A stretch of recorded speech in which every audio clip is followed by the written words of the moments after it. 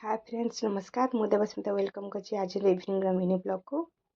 आज evening mini blog रे मु आपन पानी आज गोटे टेस्टी पकोड़ी रेसिपी चलते देखा मु कौन कौन सामग्री सब नहीं एटी मु नहीं किसी मेथी पत्र आज बनब मेथी पत्र पकोड़ी। एटी नहीं दुईटा छोट छोट आलू जहाँ को मुझे छोट छोट कर काटी नहीं अल्प टिके मसला अदा रसुण पेस्ट। एटी नहीं किसी दुईटा पिज जहाँ को मुझे काटी नहीं गोटे गिना बेसन। चलतु ए स्टार्ट कर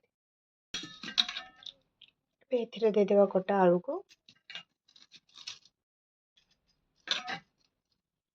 एबे एथिरे दे देबी टिके अदा रसुण पेस्ट गोटे छोट चमच हलदी एथिरे नै जिबा गोटे अल्प टिके लंका गुंड आपन हिसाब रे आपन अधिक कम बेसी करि परिबे कारण मो राग टिके कम करबा चाहछि तने मो अल्प टिके नैछि लंका गुंड ता सहित नै टिके जीरा गुंड।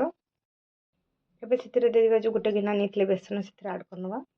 ठीक है सब सामग्री आम पड़गला तेणु लुणर मेजरमेंट केते कौन पड़ो एथिरे आमे जानि परिबे सेति मुझे स्वाद अनुसार लुण। तेल गरम हवा भर आम जहाँ भी सब मसला और मेथी शाग नहीं भलसे मिक्स करनवा।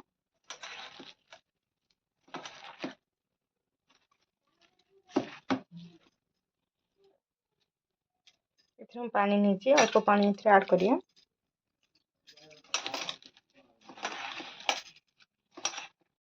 छणा मेथी आमर रेडी।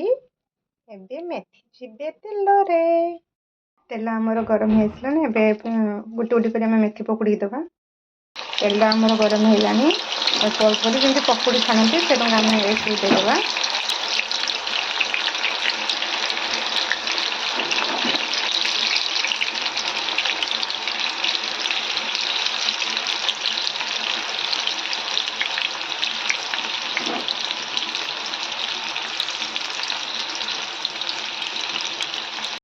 तेलर किसी समय फ्राए होगा पर आम उपतल करनवा भलसे टे छाणीवाई।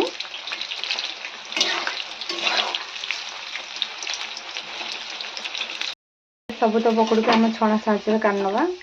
देखो सांग मैंने पकड़ी कितने सुंदर लगुच। मेथी पकोड़ी रेसिपी संपन्न है। जो मन को मो वीडियो भल लगे कमेंट माध्यम जनइबे। वीडियो भल लगे लाइक शेयर सब्सक्राइब करने को जमा भी भूलिए। रही जय जगन्नाथ।